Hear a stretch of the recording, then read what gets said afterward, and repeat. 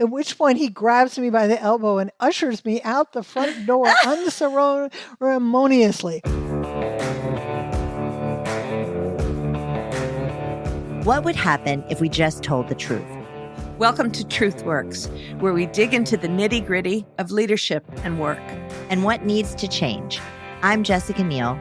And I'm Patty McCord.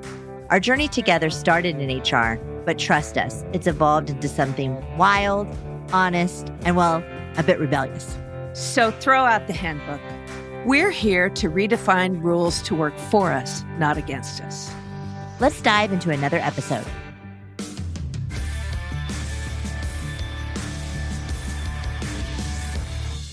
Hi, everyone, and welcome to another episode of Truth Works. I am here, Jessica Neal, and unfortunately, Patty McCord couldn't join today. She's got some things going on personally, but I get to spend this time with a wonderful woman who I found out about. I was just kind of doing research, and I found this woman who wrote this amazing book. Her name is Joann Lublin. If you haven't read this book, it's amazing, but it's about power moms, and she's a power mom herself. I consider myself a power mom. I've got a 4-year-old son, as many of you know, and outside of writing that book, Joann has had an amazing career as a Wall Street journalist and was the first Wall Street journalist to bring a career column. And you've had many, many other accolades. So why don't you tell us a little bit about your story, introduce yourself to our listeners, and then I have a ton of questions I want to ask you. Well, I'm always happy to talk about a topic near and dear to my heart, which is all the barriers and obstacles I overcame during a rather long journalistic career, because it's a journey that so many working women have gone down, and one in which I've been privileged to be witness to and also to celebrate the successes of dozens of women who I interviewed for both of my books. My own professional journey really began at the Wall Street Journal as a summer intern in the Washington Bureau between my junior and senior year of college. I got the job through a program called the Newspaper Fund Internship Program, which was something created by Dow Jones, the parent of the Wall Street Journal. The summer that I got chosen to work for the Journal was the first summer that they opened the Newspaper Fund internships to women and to journalism majors. And what year was that, Joann? 1969. Okay. The first year opened up. Yep. I checked both those boxes. I was a student at Northwestern at the time in the journalism program. A fellow student also got chosen to be a summer intern at the Journal in New York. There were no other interns in the Washington Bureau. There was one full-time female reporter in that bureau. She had come from the Washington Post style section. Okay. I never saw her write any stories. I mostly saw her sit and read the style section. So she wasn't exactly a mentor or a guide. Right, of course. In any way whatsoever. I later wrote an article for a professional publication that was put out by the Society of Professional Journalists about that summer experience. And one of the things I mentioned in there was that one of the male reporters asked me to make him a cup of coffee, figuring that of course he had the right to do that, given that I was the lowly summer intern who was a girl. And I had to go up to this poor guy and say, I'm really sorry, I can't make you a cup of coffee because I don't know how. I'm a tea drinker. So after that article appeared, a copy of it was put up on the office bulletin board, and one by one, every guy in the office, except for the one who had asked, came up and said, not me, not me, not me, not me. That's amazing. I love your answer. I don't know how. I'm a tea drinker. That's amazing. So how many women graduated in your class from Northwestern? I can really only speak to the journalism school, because obviously the larger graduate class was much bigger. So each class at the Medill School of Journalism had roughly 100 students. Uh-huh. And, no one has ever asked me that question before. So I'm just going to have to, wildly guess. I would guess probably maybe 30 or 40, but I frankly, it's a complete shot in the dark. What's interesting is, though, freshman year, we had a visiting professor who everyone adored. He taught history of journalism. And on the first day of the class, he said, okay, there are 100 of you freshmen here. How many of you want to be foreign correspondents? Of course, more than half raised their hands. And Yes. he said, well, maybe two of you will become foreign correspondents. And lo and behold, another member of my class, a guy named Rich Boudreau, and I both did become foreign correspondents. But that had always been my dream. In fact, when I was offered that transfer, I thought I would have to turn it down because my husband and I had a marriage contract. And Oh, under that marriage contract, we agreed that we would alternate whose career dictated where we lived. oh, So I went to Northwestern as an undergrad, no jobs in journalism when I finished that program. So I went and got a master's degree in journalism at Stanford. My husband and I, although we're the same age, are a year apart in school because I skipped a grade. So he follows me out to San Francisco, where I got hired by the Wall Street Journal. Then, under the terms of our marriage contract, I followed him back to Evanston, Illinois, so he could go and get his master's degree a couple years later. Then it was my turn to move. And so I called him up when I'm 7 months pregnant and said, I'm going to DC. You want to come? He thought I meant for a reporting trip. And it was actually the transfer I had asked for because I wanted to be there when our baby was born because my parents lived in that area. And so his answer, as recalled in Power Moms, was, sure, for how long? And I said, for good. Are you sure you want to come? Well, now that he follows me to DC, the next move is in his court. And so when I get offered a transfer to the London Bureau to move into management for the first time, I come home and say, okay, well, I guess I'm going to have to turn down this really cool job offer to move into management and move to London. And he's like, are you crazy? I said, well, no, it's your turn to decide where we live. And he obviously so he was decided okay to to break the contract for you. he broke the contract, but I did insist that he did dictate where we lived next, Yes. which is why we ended up moving to New York. Fascinating. So I'm curious about this marriage contract, and I know that's not what we're here to talk about, but I think at the time that was probably pretty progressive. Oh, of course. Like there But the deal, wasn't no, really, I mean, most women, stayed at home and were moms and caregivers, and some worked, but not as many, and certainly not as many in high profile jobs like yours. And so, what was the conversation that the two of you had to create this contract? Because it sounds like you got a pretty supportive guy, which is pretty amazing. which is why I'm still married to this guy. Well, what happened was when we got engaged, I was already working for the Wall Street Journal. I had established my professional identity under my last name. And so I announced to Mike that I wasn't planning to take his name when we got married. And he was very upset about this and said, well, how will anyone know we're married? And I was like, hello, it's California, anything goes. Who cares, whether the people know whether we're married or not? We've been living together, at that point for over a year. And he said, no, I'm talking about the relatives back home in Philadelphia. And I said, all right, I get it. So let's hyphenate Yeah. our names. And he thought for a minute and he said, but then I'd have to change mine. Bingo. Right? Which then made me start wondering, what else was I going to be giving up in terms of my rights or freedoms Yeah. or legal rights as a married woman? Being the journalist that I am, I started doing some reporting. Right. And I discovered, for instance, there was a law on the books at that time in California that said a married woman's legal residence was where her husband lived. So the San Francisco Chronicle carried this eye-opening article about a woman who had legally separated from her husband, moved to LA, and was unable to register to vote because legally her residence was still in San Francisco.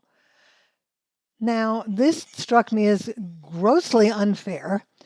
So I dug further and I discovered that in the 19th century, when the suffragist movement was getting underway, some of the suffragist leaders were thinking about getting married, but realized when they did, they would lose a lot of rights to own property, which women who were married did not have very many of in those days.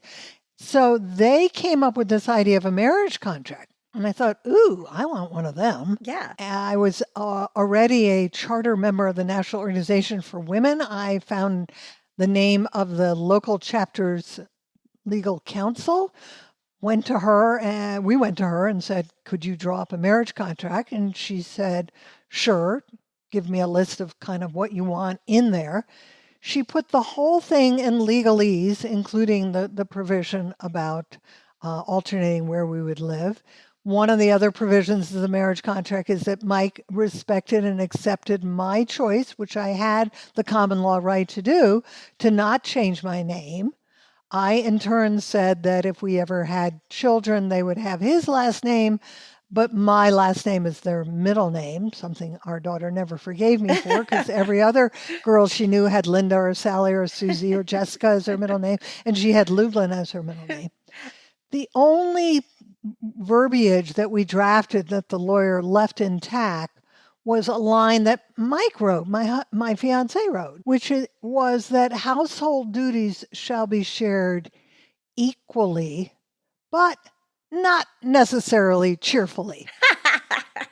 I love it. But I mean, gosh, you really did it. It wasn't just sort of like a written on a napkin. Like you had a lawyer like draw this out, and it was serious. Well, the idea was that we were trying to show the depth of our commitment to one another Yeah. and also establish some principles by which we wanted to live our lives. We knew as two journalists getting married, we were going to have careers that were going to take us, hopefully, not only all over America, but all over the world. And we wanted to somehow anticipate the possibility that it wouldn't always be hunky-dory, Yeah. how it worked out. Yeah. As you can tell, like I said, I just about figured I would have to turn down the transfer to London, and till he intervened and said, no way. The irony is that when my son then gets engaged, obviously many, many years later, I offer him and his fiancée a copy of the marriage contract in case you guys want to have one of your own. They had also been living together for a while, and he was like, Mom, we don't need a marriage contract. You and Dad essentially lived your marriage contract, and I learned a lot by which dictates our behavior today. Oh. Whoever cooks, the other one cleans up.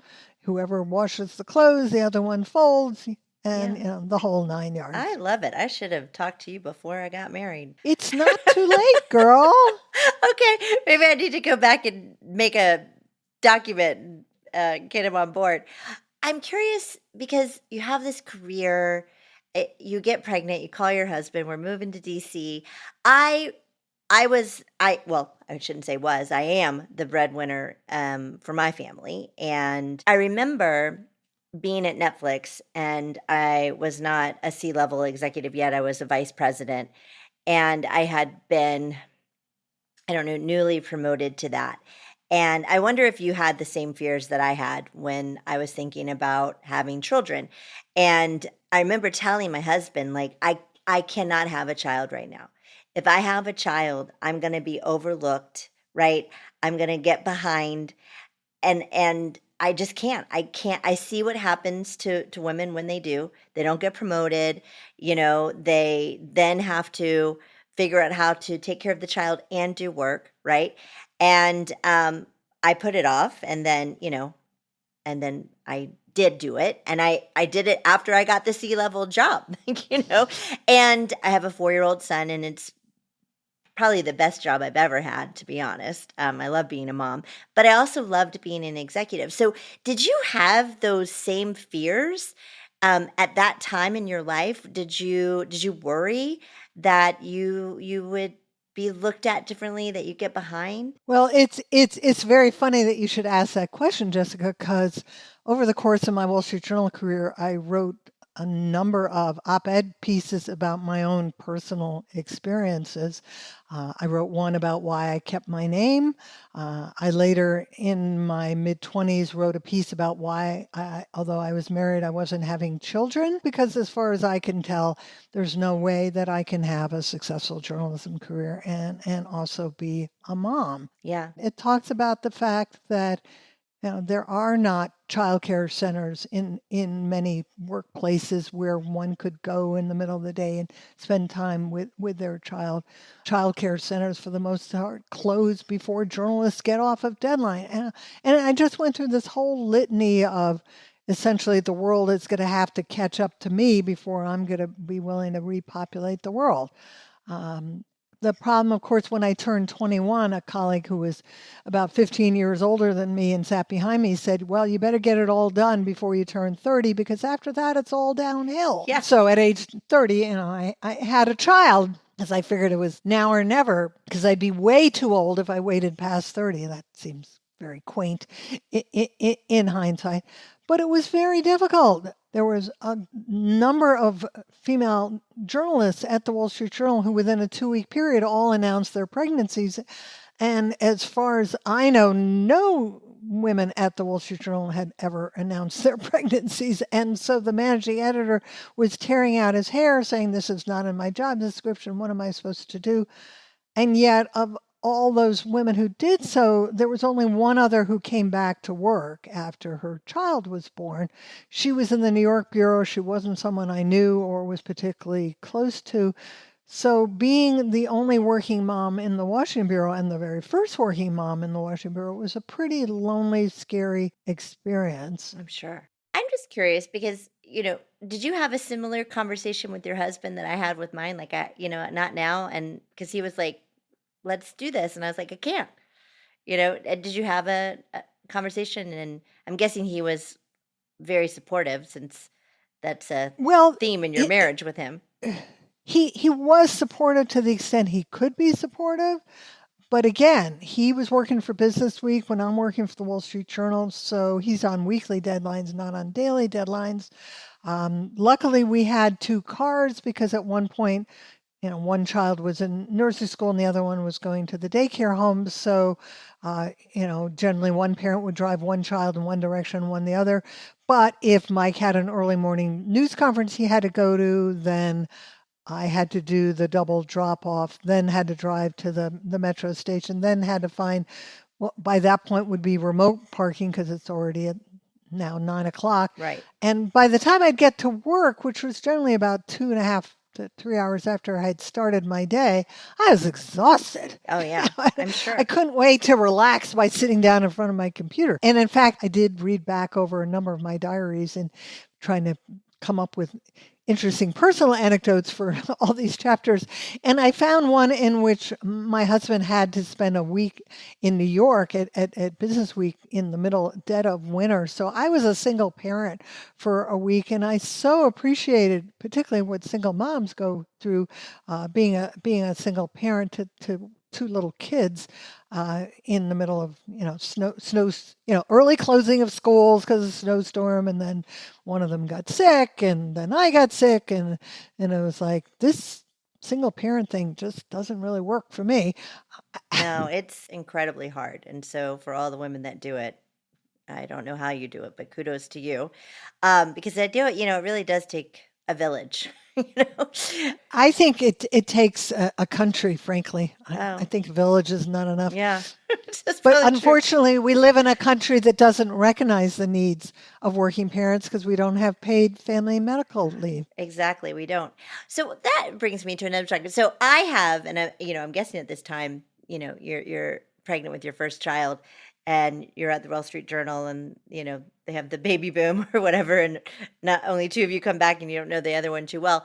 I've talked to so many women executives, VPs, C-level executives, where they got pregnant at that level, and the company, and this wasn't that long ago. This was, maybe 5 years ago, 10 years ago. They didn't have a maternity, program in place because nobody had gotten pregnant yet. These And must be startups. yeah, a lot of them are. Yeah.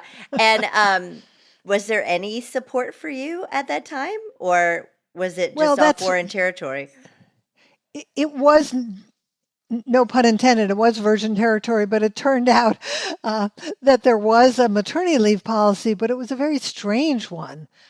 So I moved to the Washington Bureau at the beginning of my third trimester, which means I had to switch Yeah. OBGYNs, which is a little hard to do when Yeah. you're 7 months pregnant. Yeah. And I find out from the bureau chief that the maternity leave policy consists of 4 weeks before the due date and 6 weeks after. So it's 10 weeks of paid leave, but you have to stop work a month before. Yeah. And so I remember asking the New York colleague who was planning to come back, is that what she was going to do? And she's like, oh, yeah, it'll give me time to get the baby's room ready, blah, blah, blah, blah, blah. Well, that took like one weekend for my husband and I. Plus, we had just moved in literally 3 weeks before the kid's due date. So we had to get the room ready really fast. And so I said to my bureau chief, who wasn't exactly used to dealing with a pregnant reporter because he'd never had one. Right. Look, I said, I would rather, assuming I'm healthy, and I assumed I would be, and I was, I'd rather work up to when the kid comes and take the 10 weeks afterwards, combine that with my 3 weeks vacation and get a 3-month leave. And he said, do it. We're just not going to tell HR. That's in the book now, but obviously HR has changed a lot in the last couple decades. But I did take the 3 months off, but he was late in arriving by literally 11 days. And after I was a week overdue, the news editor, the second in command, asked another reporter, because there was a second reporter who was pregnant. Her due date was a couple of weeks after mine. He called her aside and said, could you ask Joann to stop coming into the office? I don't want to end up on the nightly news, having a baby, delivered on the floor of the Wall Street Journal's Washington Bureau. And Carol, my colleague, to her credit, said, Bob, if you're so uptight about this, you talk to her. Yeah, Bob. Well, so here's the irony. I had to go to a swearing-in ceremony for a cabinet secretary I covered on the Friday, and that would have been the day that he asked that question. So it was a week after the due date. He was born the following Tuesday. So I go to the White House for this swearing-in ceremony, and afterwards, it's a much long and more involved story that, again, is in the book. But afterwards, one of the press secretaries sees me nibbling at some of the sandwiches, and he says, what are you doing? Get out of here. And I said, no, I want to hang around till I go into labor so my baby can be born in the White House and he or she can become president of the United States. At which point he grabs me by the elbow and ushers me out the front door unceremoniously. It made sense for me not wanting to leave the White House when I was a week overdue. Yeah, no, I get it. I mean, that would have been a great story had that happened. Indeed. So for any women that are listening that are sort of struggling with what I struggled with, and similarly you, like when do I do this? What's your advice to them? Well, I think the most important thing is to decide to pursue parenthood at the point in your personal life as well as your professional life when it feels right for you and for your life partner. I remember doing a program for a law firm a couple of years ago where one of the young associates raised her hand after my presentation and said, my husband and I have already figured out, they were both lawyers, he for another law firm, exactly how many years from now we're going to have our first child and how many years after that our second child. And I really think just for future planning purposes, I should share that with my boss. Do you agree?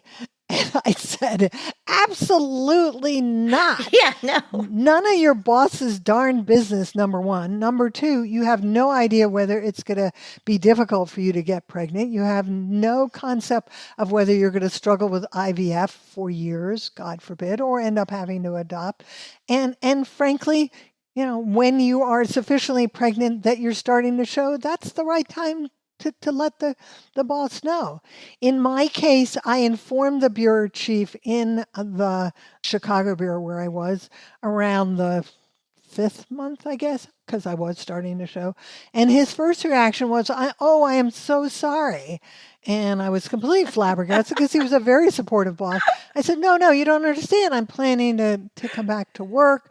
He said, no, you don't understand. Several months ago, you asked for a transfer to the Washington Bureau, and I was working on that. What do you think is going to happen now? Are you still willing to move to DC? And I said, yeah, I am still willing to move to DC. I didn't think he would come through with the job offer right before I was entering my last trimester, but he said, okay, let me get working on it. But it's very important to make sure that you also time this decision to try to get pregnant or become a parent, that you are in a workplace where they're putting their money where their mouths are, where the claim that it is a family-friendly place to work is not just some recruiting video Yeah. or scattered comments online on their website or on other job sites, that you've done the deep dive, you've talked to women who have given birth, who've come back. My daughter-in-law joined a law firm where she was told that it was very supportive of working moms, that women came back and made it to partner who had children. And the reality turned out to be very different when Yeah. she got there.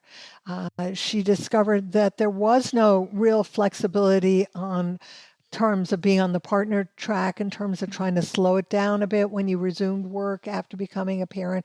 And so there are lots of things, you need to feel comfortable about in your head. And hopefully you're at a place where there are employee resource groups for parents Yeah. that you can share insights and advice and guidance. No, I think that that's true. Your manager's comment made me think of something that we had to do at Netflix, which was we had to coach male managers for their and female as well, but for their first response when a woman was coming and saying that they're having a baby, to be congratulations, not oh no, what do I do? No, But the first word what, should be congrats.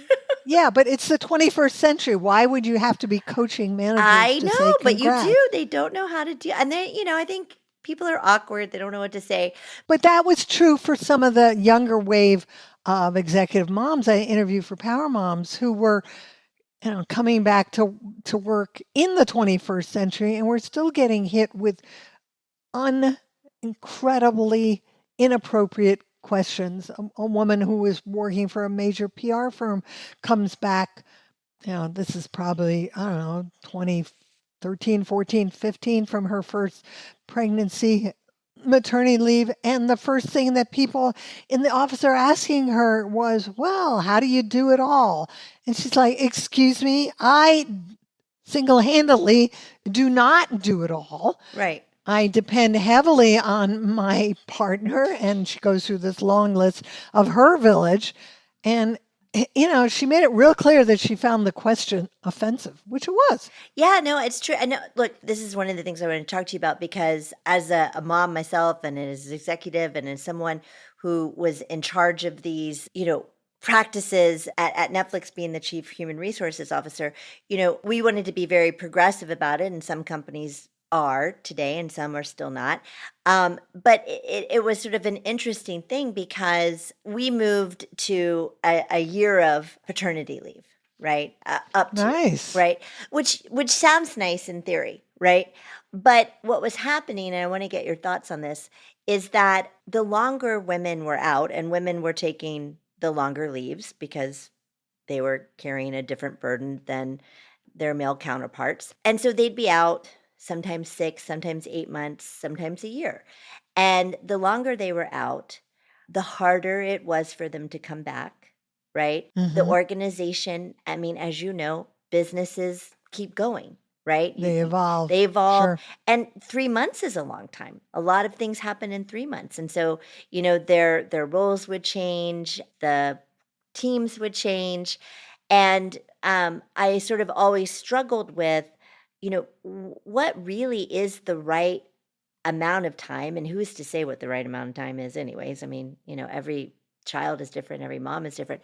But but also, how do you reintegrate women and catch them up. And it was something that I don't know, I've thought a lot about. And then you see a lot of women at high levels who take leave and then they're let go or they're laid off or, things like that happen. So, what are your thoughts on maternity leave? Well, again, every workplace is going to be different, but it's very important if the workplace does have a generous parental leave policy, one that applies to men and women alike, that those who are in senior management take the full leave that is promised them and broadcast this. There's a great example in the book involving Jen Hyman, who is the co-founder and CEO of Rent the Runway, who, when the company first started, had pretty generous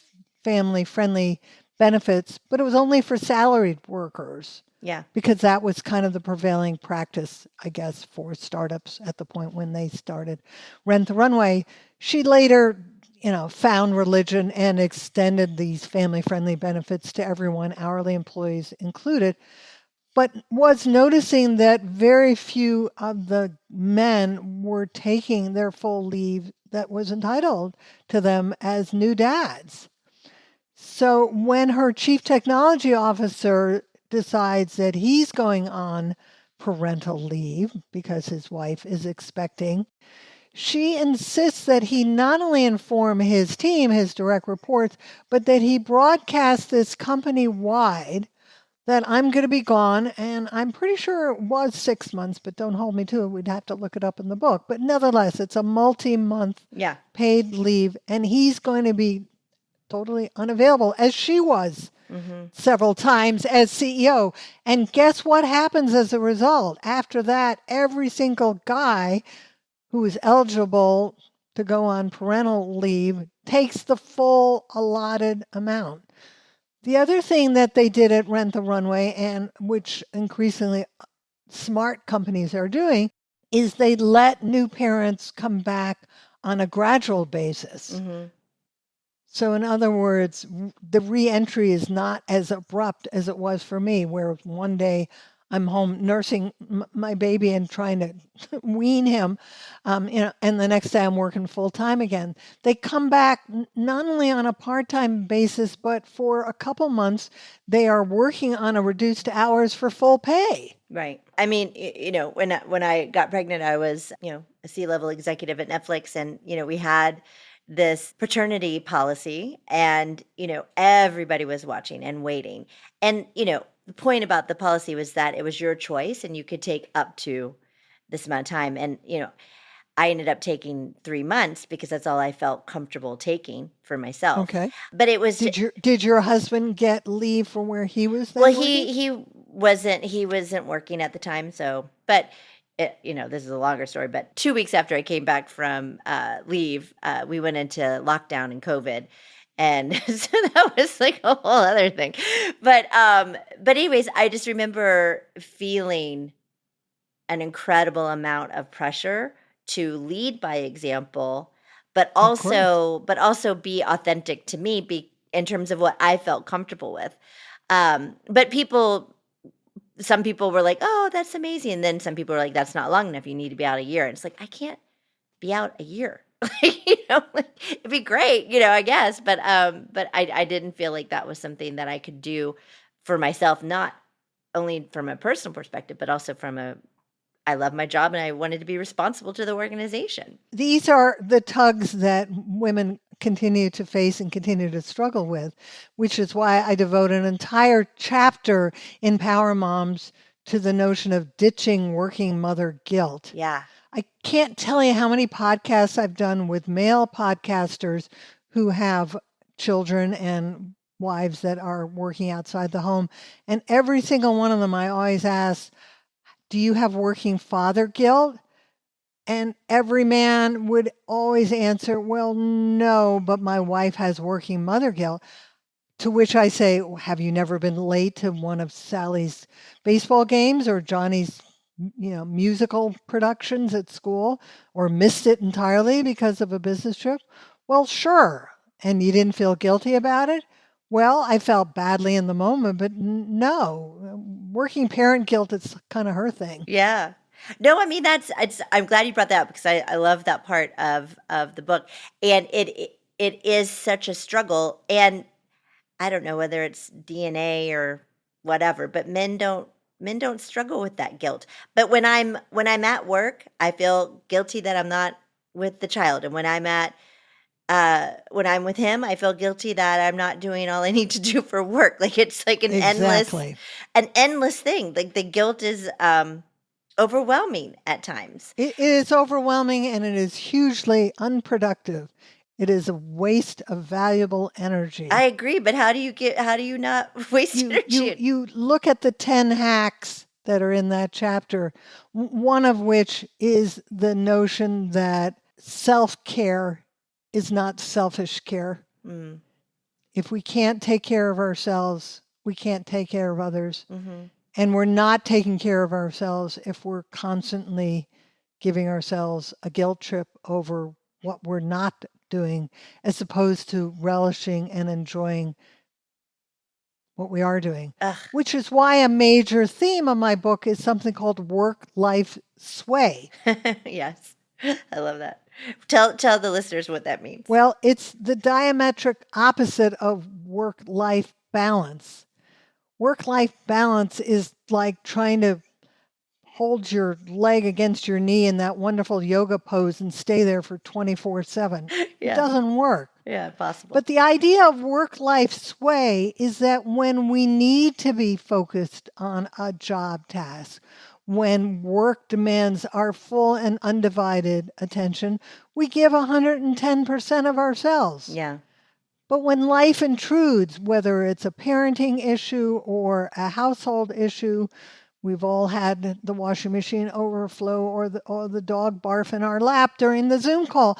We then sway out of work mode and into life mode, and we give 110% of ourselves to the personal side of Yeah, ourselves and yeah. our lives. And we don't give ourselves a guilt trip about it because we know when it is relevant and appropriate, we will sway the other way. Yeah, I love this way.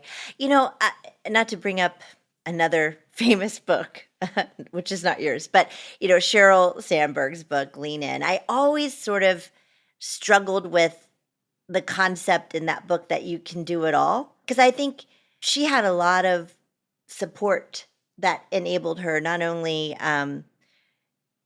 well, I think especially financially, right? So she could Yes. afford nannies and afford these things. And the regular average person cannot, do that. So I sort of struggled with like the message of like, you can do it all.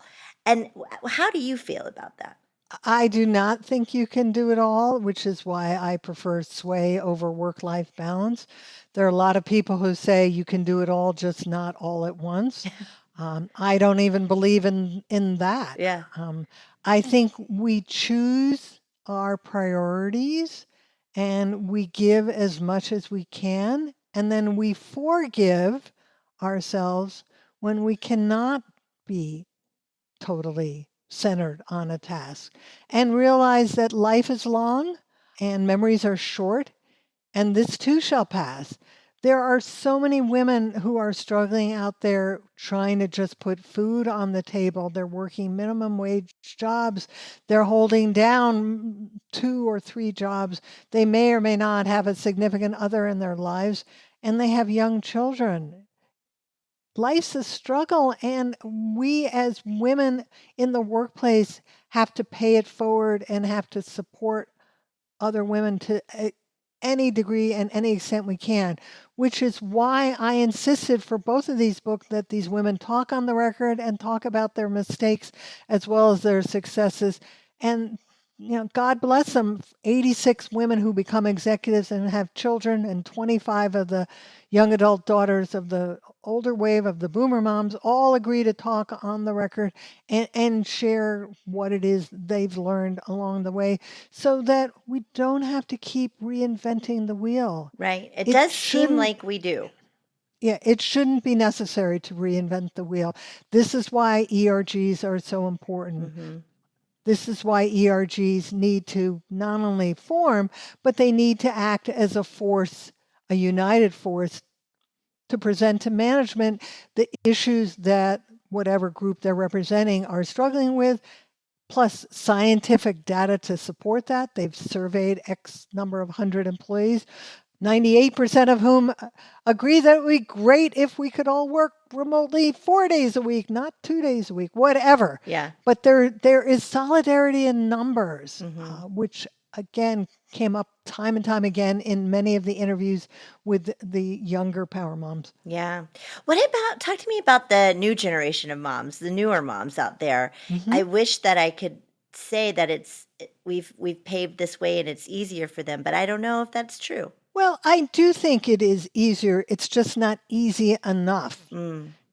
When I started out reporting Power Moms, that was my reporting challenge. Have things gotten better for women in anywhere from their early 30s to their early 40s who have gotten to be executives and somewhere along the line had a child? Or is it the same or is it worse? Right. And what I concluded was that it had gotten better because there had been a profound cultural shift between when the baby boomers were blazing trails and when these women not only entered the workforce, but when they aspired to enter senior management. Right. And it took three forms. One was that the relationship with the significant other was far different. Mm-hmm.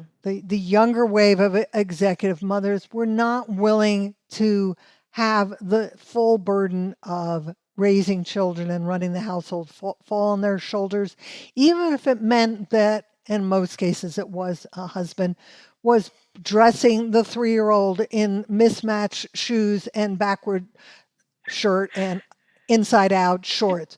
As long as he got him off to the friggin' nursery school, she didn't care. Yeah, no, it's true. Why do husbands do that? I come home and my son has on the craziest. I'm like, what is he wearing?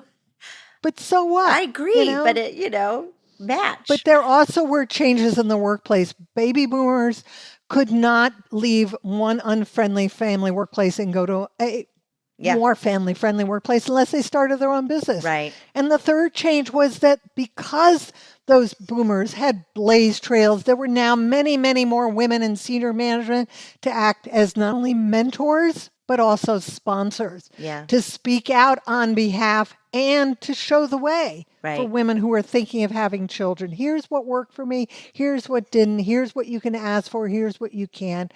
Here's what to say when your boss, in reaction to your announcement of your pregnancy, says, "Oh, I'm so sorry," or, "Oh my gosh, what are we going to do?" Right. At that point, you present your already prepared business plan for how the work's going to be divvied up when you go on leave, because you've already thought far ahead. That's right. Plus, there are all kinds of consulting companies out there that are helping businesses not only make the transition to men and women going on parental leave, but helping them facilitate the transition back to work, however long that they've been away. And I think that's fabulous. I agree.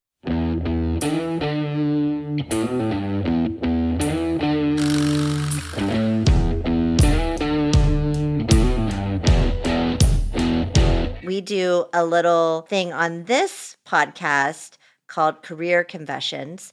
And so I'm hoping you'll join me in it, where our listeners ask for advice. So you're keen to hear a question? Absolutely, Okay. because I remain a regular contributor to the Wall Street Journal, so I'm still writing about workplace issues.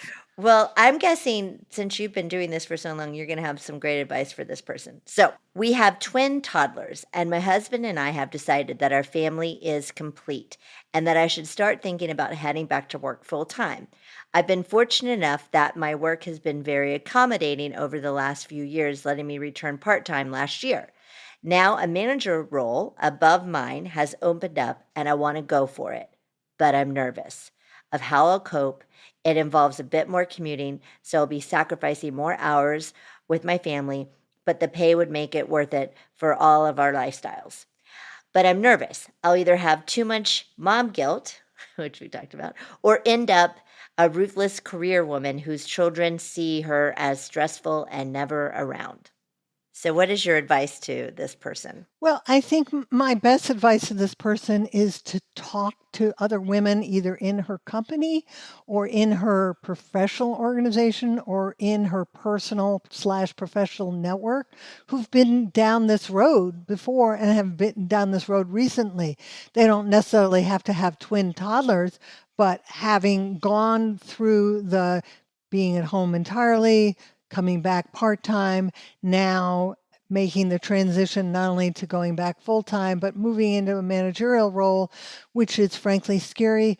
But one thing that many women don't recognize is when you get to be a manager, guess what? You have much more control over your schedule and your work hours than you do as a worker bee, because now you're one of the bosses. And while obviously you've got deliverables and schedules and timetables to meet, nevertheless, you can decide when and how and where to get them done because you're in charge. Right. Oh, I think that that's so true. And I think that the going back to your point, the guilt doesn't get you very far. Gets you a stomach ache. It does. And there's many women who have aspirations and want things, like this woman wants to be a manager and a leader and she wants more and want more pay. That is great. Go get it. And don't let the guilt get in the way, right? Exactly. And as you rise up in the organization, you do have more control, to your point, and you can schedule things and you can lead as a mom leader, right? You're a leader That's and you're a right. mom. You can Because show you've people. learned a lot about being an effective leader by being an effective mom. Right. But the other piece of advice I would give to your listener is to involve your kids in terms of educating them about not only what you do for a living, but why it is so important to you and why it gives you such great satisfaction. If they think that you're unhappy about going to work and you're just doing it for the money, but not at all for the professional satisfaction, they're going to sense that. Yeah. And No, it's that's so going to true. increase your stress and your guilt. But if they have an awareness, and even if that means bringing them to work after hours just so they can see the place, if it's not appropriate to do so during work hours, if you do have to be in the office some of the time as a manager, then it's not then the place that they fear or where mom disappears to and they don't Right. have It's any the idea thing what taking goes them on. away. Yeah, taking them Yeah, away. exactly. No, I know. I try to do this with my son because, of course, if I have to go on a work trip or he's like, don't take a call, don't take a call. And I'm like, I want to Right. take the call. Like, it's fun for me. And I'll be right back. And sometimes he comes on screen and waves and says hi. And, he knows that it's important to me, but I think that's a great point. And if you're dreading it, they're going to sense it. Of course. Good advice. Thank you, Joann. We've just been such a pleasure to have you. And I'm so glad that I finally got to meet you. You're such an inspiration, not only to myself, but all women. So thank you. And thank you for paving a path for us. But I would like all your listeners to know that if anybody decides to buy a hardback version of Power Moms, they have an opportunity to get their book autographed. Oh, woo. I don't give the book away for free, but I give away stickers, which are Ooh. basically little things where you peel off the back and you stick it inside your book after I've autographed it with your name and Ooh. my signature. And then when you put the book up for sale on eBay, it's worth more because it's been autographed by the author. Perfect. I love that. So, okay, if they want to get the autographed book and they want to find out more about you, where do they go? Well, if you want to get your free sticker, you got to buy the book. Okay. On Amazon? Anywhere you want. Okay. My website gives you 6 easy links. I'm neutral about where you buy the book. Okay. But my website is www.joannlublin.com. And then if you would simply email me your snail mail address, which again, pretty easy, Joann Lublin, JoannLublin @gmail.com. Snail mail me, email me your snail mail address, and I will send you as many stickers as you want because these Yay! make great baby shower gifts. Oh, yeah. I want a sticker. And I want you to come back on the show. You got it. Okay. Thank you, Joann. Thanks for listening to TruthWorks. This episode was produced and edited by Megan Hayward. Thank you to Kathleen Speckert and the whole Edit Audio team.